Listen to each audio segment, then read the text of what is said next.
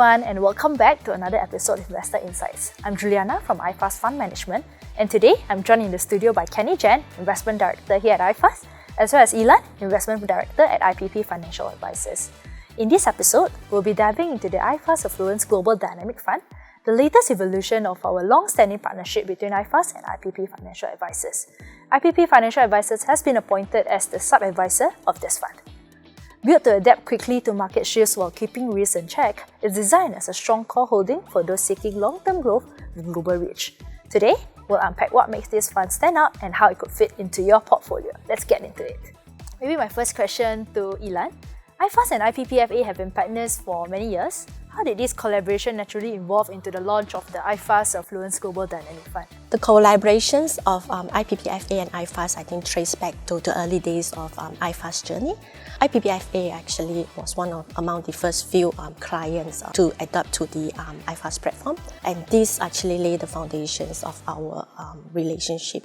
Over the years, as we work closer together, I think there's a deep sense of mutual trust and understanding. So as time goes by, we explore ways to actually deepen the relationship, and actually this leads to the birth of the fund. Thanks, Yip Yee Lan. Next question to you, Kenny. The fund brings together iFAST's platform expertise as well as distribution capabilities together with IPP's strategic advisory. How does this partnership structure work in practice, and what unique advantages do you think it gives the fund compared to others in the market? Yeah, I think firstly, the fund is unique by itself.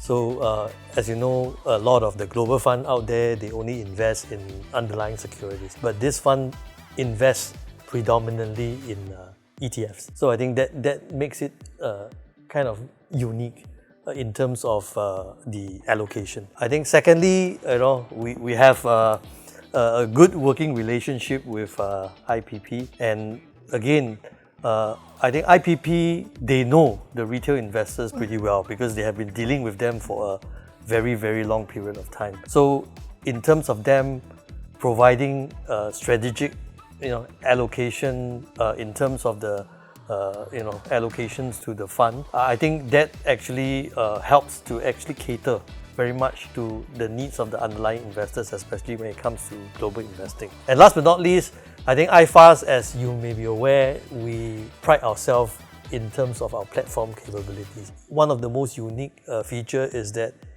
how can investors have a seamless access to this particular unique fund that's advised by IPP be available. So the seamless access, the availability also to other distributors would actually hopefully help investors to have a good experience with the fund over the medium and longer term. Thanks, Kenny. Yip Yee Lan, next question to you again. Dynamic is a key part of the fund's name. From IPP's perspective, how does your strategic advisory input complement iFAST's role as an investment manager in making allocation decisions, as well as how do you see this partnership helping the fund respond to market changes? I think at IPP, we actually employed our proprietary investment methodology that integrates, I would think, quantitative, technical, as well as fundamental analysis. These combinations of analysis actually helps us to actually assess market movement or market trends, and that helps to also enhance our asset allocations decisions. To complement with iFAST, I think iFAST does have extensive research capabilities on their funds itself, as well as, I would say, very strong execution platform. All these actually enhance the whole investment process. We actually helps to enhance each other's strengths and capability. Now back to you again, Kenny. Since inception, the fund has already outperformed its benchmark, which is the MSCI World Index. Could you share an example where its dynamic positioning captured an opportunity or reduced risk during recent market shifts? Sure, I think I can definitely share a very recent example. I think a lot of investors will know this. That's Liberation Day, the famous Trump Liberation Day. And what happened is that investors knows that the index actually fell very sharply. The S&P index fell by over 12% within 1 week of the Liberation Day in early April. What happened then was we were kind of like receive a so-called a strategic advice by IPP that maybe based on our proprietary model, it's good to add on to risk. And the way they do this is actually quite simple. They basically increase their exposure to the tech-related ETFs, which has suffered huge drawdown during the Liberation Day or post-Liberation Day. Because at iFAST, we also have a very good positive long-term outlook of the digital economy and the technology sector. So we thought, yeah, it's actually a good time to add on to technology exposure, especially given this big sell-off. So we executed the advice given by IPP, and the fund, as you know, has since benefited greatly from this rebound, which has been creating new highs for the US market since then. The fund's allocation spans across the US, Europe as well as Asia ex-Japan. From IPP's perspective, what advisory insights do you find most important when discussing regional or sector positioning with iFAST?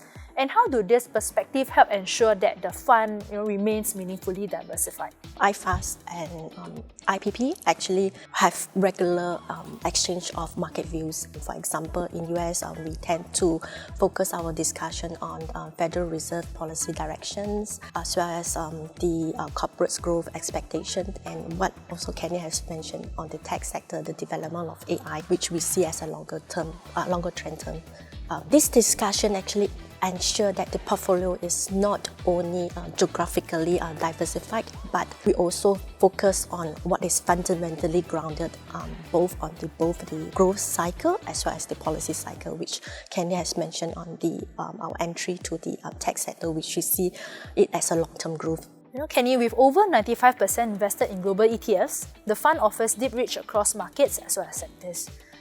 Could you maybe walk us through how the rebalancing framework is structured and how it keeps the portfolio aligned with the fund's investment objectives? I think it's important to understand the objective of the fund. The objective of the fund is to achieve medium to long-term capital appreciation. So in terms of the positioning of the fund, the allocation will be pretty similar in terms of geographical allocation, whereby bulk of it will be invested in the US market, and then followed by Europe and Asia. So that would be the predominant allocation of the fund. As we are positioning the fund from a longer term perspective, so we do not need to change the fund as and when. As you know, the more you change the fund, the more transaction costs you were involved. The arrangement with IPP is that we will do a quarterly rebalancing so that we can reallocate risk and find areas whereby returns are more prominent. We just don't stick to this quarterly as and when,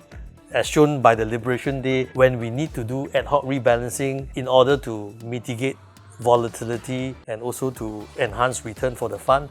We can actually also do ad hoc rebalancing. The ultimate consideration is transaction cost, so we try to minimize transaction costs for the investors. The dynamic allocation process that is part of the very proprietary process offered by IPP, I think the advice to us has also been very beneficial since the fund has first launched, and that has actually rebalanced as necessary, and the investors should be happy on this, hopefully. From an investment advisory perspective, how do you evaluate whether a rebalancing framework is effective, and what do you see are the key benefits it brings to investors in maintaining diversification as well as adaptability?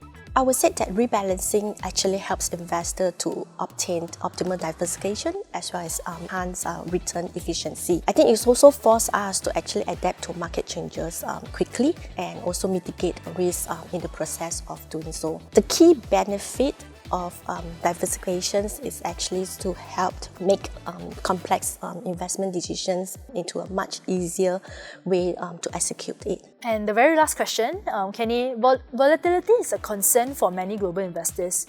How does the way iFAST as well as IPP work together from strategy to execution help the fund deliver its consistent returns and a smoother investment experience over time for investors? For this particular volatility question, a lot of investors are definitely concerned about volatility. So when we develop this fund together with IPP, the key objective is actually focusing on longer term return. Firstly, we combine the uniqueness of the fund strategy, which is largely focused on ETF, and then coupled with IPP very disciplined and proprietary allocation process to to have a kind of global focus for this fund. I think it in a way helps to mitigate volatility over the longer term, and the rebalancing that we talk about is also beneficial in terms of reallocating risks as and when necessary, and we only do it when necessary. So typically the rebalancing process happens on a quarterly basis, but when there is abnormal events like the Liberation Day, then you can see our partner IPP actually coming into us and actually suggest ways of taking advantage of those volatility or mitigating risk during this volatility process. So I think this is something that I think is very important to highlight. The second thing that I like to highlight here is also on the cost. As you know, ETF has very low expense ratio. So in terms of executing certain changes, it actually reduces the cost to the fund. As you know, the cost of the fund will have a big impact on the long-term returns for investors. And last but not least, iFAST, given that we have a very long established working relationship with a lot of our counterparties and brokers, we are able to execute a lot of this trade at a very, very cost-effective manner. So all this add up, I think, managing volatility, enhancing returns is kind of like a dual-pronged approach that we adopt for the fund. Thank you both Kenny and Yip Yee Lan for joining me in the studio today and for sharing your insights on the fund and our partnership. If you'd like to learn more about the iFAST Affluence Global Dynamic Fund, you can scan the QR code here or click the link below. Thanks for tuning in, and we'll catch you in the next episode. Bye!